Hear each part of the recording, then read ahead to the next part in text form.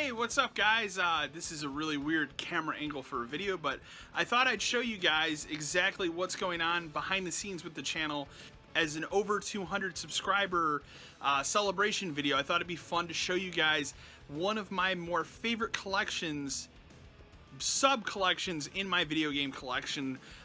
One of my probably jewel in everything, which is my Xbox 360 collection. As I've told you guys before, other than the Super Nintendo, the Xbox 360 is my other favorite console of all time. I love collecting for this system. I love collecting games for it. There's never been a better time than right now to collect games for this system. And I just kind of wanted to show you guys some of the games that I have in my collection. And again, none of the games in this collection are really worth a lot of money. It's not a very big collection, but I thought you guys would enjoy seeing it. So anyways, we're going to go ahead and flip the camera around here, and we're going to get to work and show you guys exactly what's going on with this collection. Alright, welcome to my Xbox 360 video game collection. I thought I'd show you guys a little bit of what's going on here. We'll kind of show you a little bit of this bookshelf. I'm going to give you kind of a pan of a good chunk of it. I do apologize for a little bit of the steadiness of the camera. So as you guys can see, this is my full Xbox 360 collection.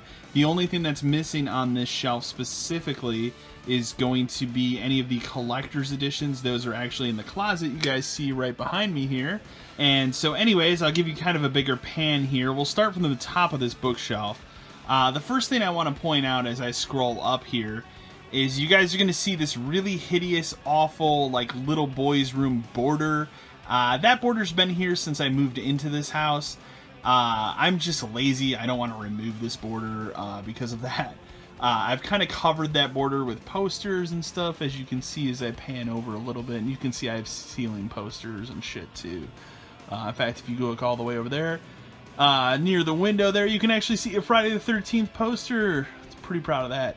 Anyways, I'll scroll back here. We'll start at the top of this bookshelf. So, I have my recently picked up Octopath Traveler Collector's Edition, and then I have some of my system boxes here. Now, I don't have all my system boxes here, but I have some of them. I have my Nintendo Switch box, my Project Scorpio Edition Xbox One X box, my Duke controller, the Super NT box, and then that is actually my complete in-box Sega Genesis system. And that system's actually in that box, which is pretty cool. That's not the focus of the video today, but I thought I'd give you guys a show on that here. Also, in the corner here, kind of peering in, I'll show you guys, and I apologize for a little bit of the dustiness here. I have some figures on the wall here. That top one there is a figure from the very short-lived and excellent animated series Beware the Batman. Next to it here, you have a Master Chief, Todd McFarlane figure that was based after the Halo 5 trailer. The trailer that I consider what Halo 5 should have been. Next to it, you have some DC Justice League Unlimited figures of Black Canary, Joker, and Batman. Underneath that here, which you'll have to forgive the shadow in the shot here, and a very dusty box, which looks hideous, I know. I have the Joker, based off the Greg Capullo's design from the Scott Snyder Death of the Family Joker Batman run. Underneath that here, the other great thing I'll show you here is an Alucard Castlevania action figure. So those are some of my action figures here that are boxed and on the wall. Next to it, the last thing I'll show you here is, this is an actual original from the animated Adventures of Batman and Robin series Ra's al Ghul action figure still in box, which is pretty cool to have that as well. As you can see here in this shot, this is my Xbox 360 collection. I'm going to try and pan out as far as I can. And as I scroll down here, you guys don't usually get to see this in the background of my videos. This is actually some of the other parts of my collection. That's my Xbox One collection, most of it. And then one part of that here is PS4 games, and then it splits on this bookshelf weird because of how it's designed. I have my 3DS, DS, and Nintendo Switch games, and then underneath that, the rest of the PS4 games, and my GameCube collection, and then underneath that are some Blu-rays and some other stuff. And then other parts in this room which you can't see behind where I'm shooting, I have my Nintendo, PlayStation 1, and Super Nintendo games, and I have another bookshelf that now currently houses all of my original Xbox games. So, anyways guys, let's go ahead and start on the Xbox 360 collection. I kind of want to highlight that collection today, as that's a huge part of my video game collection and one of my favorite systems to collect for. And right now you can find a lot of these games dirt cheap because people just don't give a shit about the Xbox 360, which is a real damn shame. So as we go through here, I'm going to highlight some of the titles in here that I think are worth checking out, worth picking up, worth taking a look at, and some titles that will be featured on upcoming episodes of The Greatest Generation whenever that show finally makes a comeback.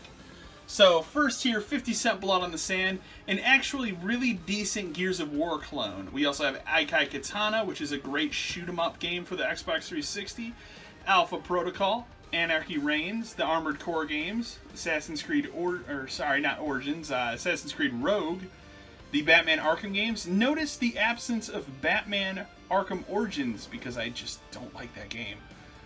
Some other titles in here I'll highlight. We have Beatles Rock Band. We have BioShock Infinite. Binary Domain is the first game I actually want to pull out here. If I can pull it out. Binary Domain is an excellent game. I really can't stress enough you guys should check out. Some people think it's kind of ridiculous. This game has an absurd twist that I recommend not looking up and just checking out.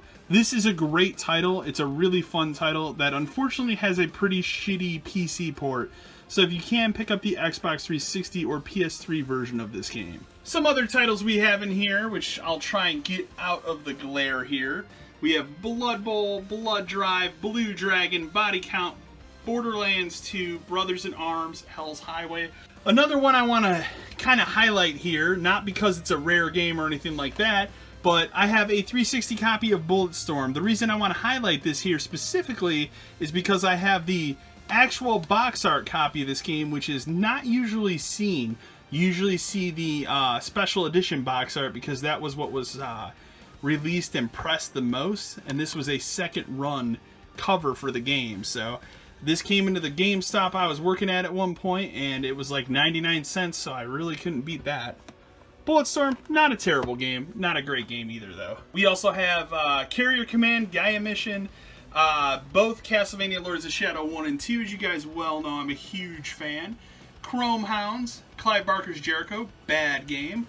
The Club, another highly underrated and excellent game. Conan, both Condemned games, both Crackdown games. Darkness, Dark Souls 1 and 2. Dark Void. The next game I want to highlight here is the excellent shoot-'em-up and perhaps my favorite shoot-'em-up on the Xbox 360, which is Death Smiles. This is a fantastic shoot-'em-up. A little bit harder to find of a game now. If you can find it complete in case, it goes for a little bit, not that much. Otherwise, it's not a very expensive game, as you'll find most Xbox 360 games aren't that expensive. Highly recommended. Excellent shoot-'em-up game. We also have Dead or Alive 4, Dead or Alive Extreme Beach Volleyball 2, Dead Rising, Dead to Rights, Deus Ex Human Revolution, Devil May Cry HD Collection, Dragon's Dogma, Duke Nukem Forever, terrible game, all three of the Dynasty Warriors Gundam games, all of the Earth Defense Force games for the 360. The next two games I want to highlight here, I have the Collector's Edition of Oblivion. Really happy to have this. This actually still includes the gold coin. It's a little beat up, but I'm really happy to have this in my collection. Oblivion, as you guys know, is one of my favorite games of all time. I also have the 5th anniversary edition of the game as well. This was a really cool edition of the game that came out that has a bonus DVD with documentaries and stuff, includes all the DLC. Excellent edition of this game. You don't see this very often. And some other titles at the end, including Enchanted Arms, Eternal Sonata, and Fairy Tail Fights. As we get down to the second shelf here, we have Fallout 3 and Fallout New Vegas, Full Auto, the Gears of War games, Golden Axe, Beast Rider, which is a bad game, Grand Theft Auto 4, couple Guitar Hero games, the Halo games for the system, Hunted the Demon's Forge, Infinite Undiscovery. We have Jimmy Johnson's Anything with an Engine, that game sucks. Last Remnant, Lollipop Chainsaw, Lost Odyssey, Lost Planet 1 and 2. We have this Lucha Libre game, which, you know, honestly, when I was working at GameStop, I didn't see this game coming very often. I have not actually played it yet. It's something I want to do a video with at some point. It looks pretty interesting. At some point, I'd like to jump into that game, see what it's all about. I mean, hey man, when you look at it my way, there's not many good WWE games coming out these days. This might actually be something worth checking out. Magna Carta 2, the Mass Effect games, Marvel Ultimate Alliance, Max Payne 3, Mercenaries 2. Another one I want to highlight is Metal Gear Solid HD Collection. Now, the reason I want to highlight this game in particular is because Peace Walker, the third game here, is a back-compat game on Xbox One, but not Metal Gear Solid 2 and 3, which is a huge bummer, and I'm actually waiting for Konami to allow us to play 2 and 3 on the Xbox One. And I've said to some of my friends, if they ever do this, I will put whatever I'm playing on hold to play through these games again.